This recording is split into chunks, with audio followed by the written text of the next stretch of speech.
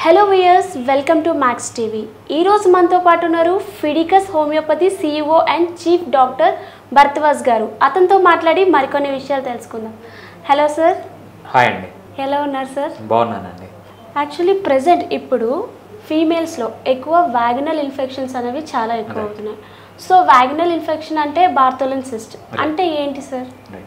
So Bartholin cyst అనేది బేసిక్గా చాలా కామన్ డిసీజ్ అండి. ప్రతి ఒక్క 6 ఉమెన్లో ఒకరు ఇది కామన్గా చూస్తుంటాం. ఎక్కువ రీప్రొడక్టివ్ ఏజ్ గ్రూప్లో ఉన్న విమెన్కి చూస్తుంటాం. సో దీంతో వచ్చే ప్రాబ్లం మనకు మెయిన్గా ఏంటి అంటే, సో అది డెత్ కానీ ఏది కాజ్ చేయదు. కాకపోతే దీనికి అలోపతిక్ ట్రీట్మెంట్లో లేకపోతే కన్వెన్షనల్ ట్రీట్మెంట్ అంటాము, వెస్ట్రన్ మెడిసిన్ అంటాము. ఇదేంటంటే మీరు ఆ ప్రాబ్లం ఉన్నప్పుడు ఒక కార్పొరేట్ హాస్పిటల్ దగ్గరికి కానీ లేకపోతే ఒక గైనకాలజిస్ట్ దగ్గరికి కానీ లేకపోతే ఇంటి పక్కన ఉన్న హాస్పిటల్ దగ్గర కానీ పోయి తీసుకునే ట్రీట్మెంట్ని కన్వెన్షనల్ ట్రీట్మెంట్ అంటాం, లేకపోతే అలోపతి ట్రీట్మెంట్ అంటాం. ఈ ట్రీట్మెంట్లో ప్రాబ్లం ఏంటి అంటే, సో ఇది ఒక ఇన్ఫెక్షన్ అంటే వాళ్ళు ఏం చేస్తారు, పెయిన్ ఉంటే పెయిన్ కిల్లర్ ఇస్తారు, అదేవిధంగా యాంటీబయాటిక్స్ ఇస్తారు. పెయిన్ కిల్లర్స్, యాంటీబయాటిక్స్ చాలా సైడ్ ఎఫెక్ట్స్ ఉంటాయి. ఇది కొంతమంది ఏమవుతుందంటే కంటిన్యూస్గా, సో పెయిన్ కిల్లర్ ఇచ్చినప్పుడు పెయిన్ తగ్గుతుంది, యాంటీబయాటిక్ ఇచ్చినప్పుడు ఇన్ఫెక్షన్ తగ్గుతుంది, కొన్ని రోజుల తర్వాత మళ్ళీ వస్తుంది అనమాట. ఇదేమవుతుందంటే మళ్ళీ వస్తూనే ఉంటుంది. అది మెయిన్ ప్రాబ్లం. కొంతమంది మా దగ్గరకు వచ్చే పేషెంట్స్ ఎలా ఉంటారంటే 20 years 16 years కంటిన్యూస్గా వస్తుంటారు. వాళ్ళకి వచ్చినప్పుడంతా ఏదైనా పెయిన్ కిల్లర్ తీసుకోవడం లేకపోతే యాంటీబయాటిక్ తీసుకోవడం. ఈ యాంటీబయాటిక్స్ వల్ల ఈ ప్రాబ్లం కంటే ఈ యాంటీబయాటిక్స్ వల్ల లేకపోతే ఈ పెయిన్ కిల్లర్స్ వల్ల వచ్చే సైడ్ ఎఫెక్ట్స్ చాలా ఎక్కువైపోతాయి అన్నమాట. సో హోమియోపతిలో ఎలా ఉంటుందంటే ఇటువంటి ప్రాబ్లం లేకుండా సో సక్సెస్ రేట్ అనేది చాలా ఎక్కువగా ఉంటుంది. బార్తోలిన్ సిస్ట్లో మీరు కొన్ని రోజులు ట్రీట్మెంట్ తీసుకొని కొన్ని ఇన్వెస్టిగేషన్స్ చేయించుకొని రెగ్యులర్గా చెప్పిన ఫాలో అవుతే మళ్ళీ మీకు బార్తోలిన్ సిస్ట్ వచ్చే ఛాన్స్ చాలా తక్కువగా ఉంటుందన్నమాట. ఈ బార్తోలిన్ సిస్ట్లో మెయిన్గా మేము అబ్జర్వ్ చేసేది ఏంటంటే, ఆడవాళ్ళు వస్తారు, వచ్చిన వెంటనే వాళ్ళు ఏం చెప్తారంటే, సార్ మాకు మ్యారేజ్ అయ్యి చాలా రోజుల నుంచి బాధపడుతున్నాము, అసలు మాకు ఇప్పుడే ఎందుకు రావాలి, ఒక పిల్లలందరూ పెద్ద అయిపోయిన తర్వాత మేము ముసలి వాళ్ళు అయిన తర్వాత రావచ్చు అని కొంతమంది అంటారు. కొంతమంది ఏం చేస్తారంటే, సార్ నాకు నెక్స్ట్ మంత్ మ్యారేజ్ ఉంది, ఆ నెక్స్ట్ మంత్ మ్యారేజ్ ఉంది, సో ఇలా ప్రాబ్లం ఉంది, చాలా పెయిన్ఫుల్గా ఉంది, ఏం చేయాలో ఇంట్లో వాళ్ళకి ఏం చెప్పాలో అర్థం కావట్లేదు అని వాళ్ళు బాధపడుతూ ఉంటారనమాట. సో ఎటువంటి సిచ్యువేషన్ అయినా ఇమ్మీడియట్గా బార్తోలిన్ సిస్ట్లో చాలా క్లియర్గా ట్రీట్మెంట్ చేసుకోవచ్చు. అంతేకాకుండా చాలామంది మమ్మల్ని అడిగేది ఏంటంటే, సార్ మేము డాక్టర్ దగ్గరికి వెళ్తాము, వాళ్ళు ఏదో వింటారు, మాకు మందులు రాసిస్తారు, అసలు ఏం జరుగుతుంది అక్కడ క్లియర్గా ఏమవుతుంది అనేది కూడా మాకు అర్థం కాలేదని చాలామంది చెప్తారనమాట. సో ఇటువంటి వాళ్ళకి మనము ఈ వీడియోలో క్లియర్గా అంటే A to Z కొంచెం అనాటమీ, ఫిజియాలజీ అన్ని వాళ్ళకి మనం క్లియర్గా ఎక్స్ప్లెయిన్ చేద్దాం. ఈ బార్తోలిన్ సిస్ట్ యొక్క సిమ్టమ్స్ అండ్ సైన్స్ మనం ఎలా ఐడెంటిఫై చేయాలి sir? Right. So Bartholin science symptoms ఏంటంటే, మనకు విమెన్ యొక్క వజైనల్ ఏరియాలో వర్టికల్ లిప్స్ అంటాం కదా, సో పెద్ద పెదవులు అంటారు, అక్కడ ఒక చిన్న సిస్ట్ లాగా వస్తుంది, అంటే ఒక చిన్న స్వెల్లింగ్ లాగా వస్తుంది అనమాట. చాలామంది ఏమనుకుంటారు, ఏదో స్వెల్లింగ్ లాగా వచ్చింది, రేపు మనము డాక్టర్ దగ్గరికి వెళ్దాంలే అనుకుంటారన్నమాట. ఇదేమవుతుందంటే ఓవర్ నైట్ చాలా పెయిన్ఫుల్గా అయిపోయి, సో ఒక్కొక్కసారి ఏమవుతుందంటే బాగా పస్ ఫామ్ అయి రప్చర్ అవుతుంది అనమాట ఇనీషియల్ స్టేజెస్లో. సో వీళ్ళకి ఏమవుతుందంటే అక్కడ బాగా పెయిన్ ఉండడము, హెవీనెస్ ఉండడము, ఒక్కొక్కసారి నార్మల్గా అయితే వన్ సైడే ఉంటుంది, ఏదో left side or right side, రేర్గా 2 సైడ్లు ఉంటుంది అనమాట. వీళ్ళకు చాలా టెండర్గా ఉంటుంది, అంటే ముట్టే పెయిన్ రావడము, ఒక్కొక్కసారి ఫీవర్ రావడము, ఫీవర్ వచ్చినట్లు ఉండడము, సివియర్ కండిషన్స్ ఏమవుతుందంటే నాజియా అంటే వామిటింగ్ వచ్చినట్లు ఉండడము, వామిటింగ్స్ రావడము. సో వీళ్ళు ఏంటంటే ఒక్కొక్క దగ్గర కూర్చోలేరు, పడుకోలేరు, నడవలేరు, ఏది చేసిన వాళ్ళకు చాలా పెయిన్ఫుల్గా ఉంటుందన్నమాట.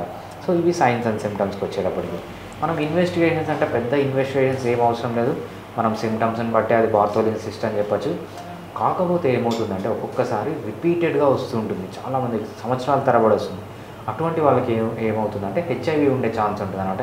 ఎయిడ్స్ కానీ హెచ్ఐవి ఉండే ఛాన్స్, లేకపోతే ఇంకా వేరే ఏమన్నా డిసీజెస్ ఉండే ఛాన్స్ ఉంటుంది. వాళ్ళకి ఏం చేస్తామంటే మనము సో వేరే టెస్టులు కూడా రేర్గా రాస్తామన్నమాట, అందరికీ అవసరం ఉంటుంది. బార్తోలిన్ సిస్ట్ గురించి ఇంకొంచెం మరీ ఎక్స్ప్లెయిన్ చేస్తారు, డీటెయిల్గా చెప్పండి. రైట్. సో బార్తోలిన్ సిస్ట్ గురించి ఇంకా మనం తెలుసుకోవాల్సింది ఏంటంటే, సో బేసిక్గా మా దగ్గరకు వచ్చే విమెన్ ఏం చెప్తారంటే, సార్ మేము గైనకాలజిస్ట్ దగ్గరికి వెళ్తున్నాం, ఆమె ఏదో వింటుంది, మందులు రాస్తుంది, పంపిస్తుంది, అసలు ఏమవుతుంది అడిగినా కూడా చెప్పట్లేదు అని.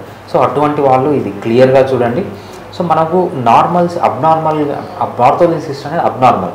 సో సో మనం కొంచెం నార్మల్సీ గురించి తెలుసుకుంటే అసలు వజైనల్ స్ట్రక్చర్ ఎలా ఉంటుంది, అసలు బార్తోలిన్ సిస్ట్ అంటే ఏంటి కొంచెం మనం తెలుసుకుంటే దాని యొక్క ఇంపార్టెన్స్ అనేది మనం తెలుసుకోవచ్చు అనమాట. ప్రతి ఒక్క విమెన్ వజైనల్ ఏరియాలో ఏమవుతుందంటే ఆ ప్రైవేట్ ఏరియాలో మనకు లిప్స్ అనేవి ఉంటాయి, వర్టికల్ లిప్స్ అంటాము. దాంట్లో పెద్ద పెదవులు చిన్న పెదవులు అంటారు అనమాట. ఈ చిన్న పెదవుల మధ్యలో ఉండే స్పేస్ని వెస్టిబ్యూల్ అంటారనమాట. ఈ వెస్టిబ్యూల్లో యాంటీరియర్ అంటే ముందు సైడు ఒక చిన్న ఓపెనింగ్ ఉంటుంది, అదేంటంటే యురెత్రా. అక్కడి నుంచి యూరిన్ వస్తుంది. పోస్టీరియర్గా అంటే యురెత్రాకు వెనకలు ఏమవుతుందంటే ఓపెనింగ్ ఉంటుంది అనమాట. దాన్ని వజైనల్ ఓపెనింగ్ అంటామంట. అది ఇంటర్ కోర్స్కి యూజ్ అవుతుంది. ఈ వజైనల్ ఓపెనింగ్ పక్కనే దానికి ఆనుకునే రెండు సైడ్లో రెండు చిన్న ఓపెనింగ్స్ ఉంటాయి. దాంట్లో బార్తోలిన్ ఓపెనింగ్స్ అంటాం అనమాట. ఈ బార్తోలిన్ ఓపెనింగ్స్ నుంచి ఒక ట్యూబ్ వస్తుంది, దాన్ని బార్తోలిన్ డక్ట్ అంటాం. ఈ ట్యూబ్ ఎక్కడికి వెళ్తుంది అంటే చిన్న గ్లాండ్స్ ఉంటాయి, అంటే మన పల్లి ఉంటుంది, పల్లి సైజ్ గ్లాండ్స్ విమెన్ యొక్క వజైనాకి right side left side glands ఉంటాయన్నమాట. సో దీన్ని బార్తోలిన్ గ్లాండ్స్ అంటాం. దాంట్లో నుంచి ఒక డక్ట్ వచ్చి ఒక పైప్ వచ్చి విమెన్ యొక్క వజైనా రైట్ సైడ్కి లెఫ్ట్ సైడ్కి ఓపెనింగ్ అవుతుంది అనమాట. ఇది నార్మల్ స్ట్రక్చర్. మనం ఫంక్షన్కి వచ్చేప్పటికి అసలు బార్తోలిన్ గ్లాండ్స్ ఎందుకు అక్కడ ఉన్నాయి అంటే, సో ఈ బార్తోలిన్ గ్లాండ్స్ మ్యూకస్ సెక్రెట్ చేస్తాయి అనమాట, వజైనల్ ఫ్లూయిడ్ని సెక్రెట్ చేస్తాయి. ఈ ఫ్లూయిడ్ ఎప్పుడు రిలీజ్ అవుతుందంటే విమెన్ సెక్షువల్గా ఎగ్జైట్ అయినప్పుడు ఆ ఫ్లూయిడ్ అనేది రిలీజ్ అవుతుంది. ఎప్పుడైతే ఈ ఫ్లూయిడ్ రిలీజ్ అవుతుందో ఈ సెక్షువల్ ఇంటర్ కోర్స్ అనేది ఈజీ అవుతుంది, పెయిన్ఫుల్గా లేకుండా ఉంటుంది. అదేవిధంగా ఈ బార్తోలిన్ గ్లాండ్స్ నుంచి వచ్చే ఈ మ్యూకస్ ఏంటంటే ప్రొటెక్టివ్ అనమాట. అది అంటే విమెన్ యొక్క వజైనల్ ఏరియాలో ఇన్ఫెక్షన్స్ కాకుండా సో చాలా యూజ్ ఉందన్నమాట ఈ బార్తోలిన్ గ్లాండ్స్కి. సో బేసిక్గా ఏంటంటే ఇవి అనవసరమైన గ్లాండ్స్ కాదు, చాలా అవసరమైన గ్లాండ్స్. సో కొంతమంది ఏం చేస్తారంటే గైనకాలజిస్టులు పోయిన వెంటనే మేము తీసేస్తాం సర్జరీ చేస్తాం అంటారు. సో వీళ్ళు చాలామంది మా దగ్గరికి వస్తారు, సార్ అది తీసేస్తాం సర్జరీ చేస్తాం అంటున్నారు, అది యూజ్ లేదు అంటున్నారు. ఇప్పుడు మీరే చెప్పండి, వాళ్ళని అడగనవసరం లేదు మీరు, ఇప్పుడు మీకే తెలుసు అది యూజ్ ఉందా లేదా అనేది. సో బార్తోలిన్ గ్లాండ్ కంప్లీట్గా తీసేయడం అనేది మంచిది కాదు అని చెప్పడానికి మీకు అనాటమీ ఫిజియాలజీ. సో ఇది అనాటమీ ఫిజియాలజీ అనమాట. నెక్స్ట్ ప్యాథాలజీకి వచ్చేటప్పటికి సో మీరు నార్మల్సీ గురించి తెలుసుకున్నారు. అసలు అబ్నార్మల్ ఎక్కడ అవుతుంది, ఒక్కొక్కసారి ఏమవుతుందంటే ఈ డక్స్ ఏవైతే ఉన్నాయో అవి క్లోజ్ అయిపోతాయి అన్నమాట. సో ఎందుకు క్లోజ్ కావడానికి రీజను, సో క్లోజ్ కావడానికి రీజన్స్ ఏంటంటే అక్కడ డస్ట్ చేరచ్చు, లేకపోతే ఏమైనా ఇన్ఫెక్షన్ రావచ్చు. వచ్చినప్పుడు ఆ డక్ట్ అనేది క్లోజ్ అయిపోతుంది. ఎప్పుడైతే ఈ డక్ట్ అనేది క్లోజ్ అయిపోతుందో లోపల ఫ్లూయిడ్ సెక్రెట్ అవుతుంది, కానీ ఫ్లూయిడ్ అనేది అలానే ఉండిపోతుంది అనమాట. ఉండి ఆ బార్తోలిన్ గ్లాండ్స్ అనేవి బాగా స్వెల్లింగ్ వచ్చి నెక్స్ట్ ఏంటంటే ఇన్ఫెక్ట్ అయిన తర్వాత అక్కడ పస్ ఫామ్ అయ్యి బ్లడ్ ఫామ్ అయ్యి చాలా పెయిన్ఫుల్గా తయారవుతుంది అనమాట. దీన్ని బార్తోలిన్ సిస్ట్ అంటారు, లేకపోతే బార్తోలిన్ గ్లాండ్ అంటారు. ఇంత ప్యాథాలజీ మనకు అక్కడ కనిపిస్తుంది. ఈ బార్తోలిన్ సిస్ట్కి హోమియోపతిలో మనకి ట్రీట్మెంట్ ఉందా సార్? రైట్. సో మనము బార్తోలిన్ సిస్ట్ గురించి ఇంకొంచెం తెలుసుకోవాలంటే అసలు ఎందుకు వస్తుంది అనేది ఇంపార్టెంట్, అది తెలుసుకుందాం. సో బార్తోలిన్ సిస్ట్ అనేది మనకు ఇన్ఫెక్షన్ అండి. అది ఇన్ఫెక్షన్ వల్ల రావచ్చు, లేకపోతే ఎటువంటి వాళ్ళలో వస్తుందంటే so STD sexually transmitted disease, especially గనేరియాలో ఉన్న వాళ్ళకి, లేకపోతే అక్కడ డ్రై అయిపోవడము వజైనల్ ఏరియా, లేకపోతే అక్కడ డస్ట్ పేరుకోవడము, లేకపోతే సెక్రీషన్స్ అన్ని డ్రై అయిపోవడము. సో కొంతమంది ఏంటంటే చాలా టైట్ ఫిట్టింగ్ జీన్స్ ఇవన్నీ వేసుకుంటుంటారు, వాళ్ళల్లో కూడా బార్తోలిన్ సిస్ట్ వచ్చే ఛాన్స్ చాలా ఎక్కువగా ఉంటుందన్నమాట. నెక్స్ట్ మీరు అడిగినట్లు ఇంకా ట్రీట్మెంట్ ఎలా ఉంటుందంటే ఫస్ట్ అలోపతి ట్రీట్మెంట్ గురించి తెలుసుకుందాం.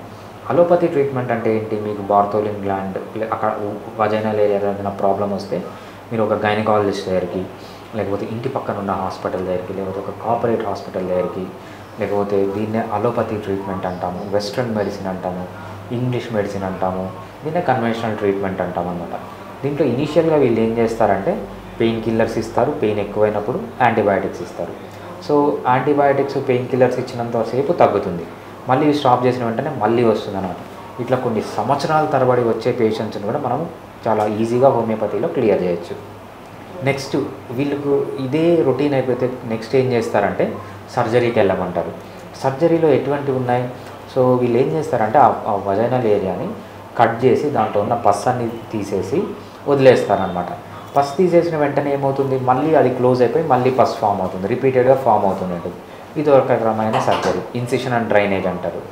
నెక్స్ట్ సర్జరీ ఏంటంటే ఆ గ్లాండ్ని కంప్లీట్గా తీసేస్తారనమాట. ఈ గ్లాండ్ అనేది చాలా ఇంపార్టెంట్, సెక్షువల్ యాక్టివిటీకి ఇంపార్టెంట్, అక్కడ పెయిన్ రాకుండా చూడడానికి ఇంపార్టెంట్. నెక్స్ట్ స్టేజ్లో ఏంటంటే గ్లాండ్ని కంప్లీట్గా తీసేస్తారు, దానివల్ల కూడా చాలా సైడ్ ఎఫెక్ట్స్ ఉంటాయి. సో వీళ్ళకి ఏంటంటే సెక్షువల్ యాక్టివిటీలో కూడా ప్రాబ్లం వస్తుంది. థర్డ్ వీళ్ళు సర్జరీ ఏంటంటే మార్సుపియలైజేషన్ అంటారు. వీళ్ళు ఏం చేస్తారంటే ఆ గ్లాండ్ని కట్ చేసి ఆ గ్లాండ్ని ఓపెన్ చేసి కుట్టేస్తారనమాట. అంటే ఆ గ్లాండ్ నుంచి వచ్చే సెక్రీషన్స్ వజైనాలో పోకుండా అవి బయటకు వస్తుంటాయి. అంటే గ్లాండ్ని ఓపెన్ చేస్తారనమాట, ఓపెన్ చేసి కుట్టేస్తారు. ఆ సెక్రీషన్స్ అన్నీ బయటకు వస్తుంటాయి. అది చాలా అంటే అంత కంఫర్ట్గా ఉండదన్నమాట. సో ఏ రకంగా తీసుకున్నా ఈ అలోపతి ట్రీట్మెంట్లో డిసడ్వాంటేజెస్ ఉన్నాయి హోమియోపతితో కంపేర్ చేస్తే. నెక్స్ట్ హోమియోపతి ట్రీట్మెంట్కి వచ్చినప్పుడు హోమియోపతి ఎలా హెల్ప్ చేస్తుందంటే వితౌట్ సింగిల్ సైడ్ ఎఫెక్ట్, ఒక్క సైడ్ ఎఫెక్ట్ కూడా లేకుండా, సర్జరీ అవసరం లేకుండా 99% ఆఫ్ ది పేషెంట్స్కి ఇది కంప్లీట్గా క్యూర్ చేసుకోవచ్చు. దీంట్లో సక్సెస్ రేట్ అనేది చాలా ఎక్కువ ఉంటుంది. ఒక్కొక్క డిసీజ్కి ఒక్కొక్క సక్సెస్ రేట్ అంటాం, కానీ బార్తోలిన్ సిస్ట్ కేసెస్ ఆల్మోస్ట్ 100% అని చెప్పకూడదు కాబట్టి చెప్పట్లేదు, 99.99% కంప్లీట్గా వితౌట్ సర్జరీ మనం హోమియోపతిలో ట్రీట్ చేసుకోవచ్చు. ఈవెన్ ఒక్క సింగిల్ సైడ్ ఎఫెక్ట్ లేకుండా ఉన్నది క్యూర్ చేసుకోవడమే కాదు, మళ్ళీ మళ్ళీ రాకుండా ప్రివెంట్ చేయొచ్చు. సో అంత అడ్వాంటేజెస్ ఉంది ఈ హోమియోపతి ద్వారా ఈ బార్తోలిన్ సిస్ట్లో. ఈ బార్తోలిన్ సిస్ట్ వల్ల మనం ఎలాంటి ప్రికాషన్స్ తీసుకోవాలి sir? Right. So Bartholin cyst రాకుండా కొన్ని ప్రికాషన్స్ తీసుకోవచ్చు, వచ్చిన తర్వాత కొన్ని ప్రికాషన్స్ తీసుకోవచ్చు. ఫస్ట్ రాకుండా ఏంటంటే, సో వజైనల్ ఏరియాని ఎప్పుడు నీట్గా పెట్టుకోవాలన్నమాట.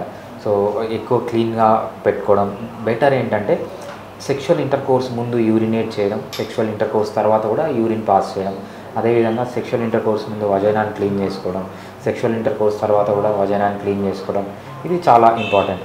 దాంతోపాటు మీ పార్ట్నర్కి ఏదైనా సెక్షువల్ ట్రాన్స్మిటెడ్ డిసీజెస్, లేకపోతే సెక్షువల్గా బాగా యాక్టివ్ ఉన్నాడు, వేరే అమ్మాయిలతో కూడా టచ్లో ఉన్నాడు అంటే మీరు ఏం చేయాలంటే కండోమ్ అనేది వాడాలి. సో అది చాలా ఇంపార్టెంట్. సో దాంతోపాటు ఎక్కువ టైట్ డ్రెస్సెస్ వేసుకోకండి. సో టైట్ జీన్స్ కానీ వేసుకుంటే బార్తోలిన్ గ్లాండ్ కానీ బార్తోలిన్ సిస్ట్ కానీ వచ్చే ఛాన్స్ ఉంటుంది.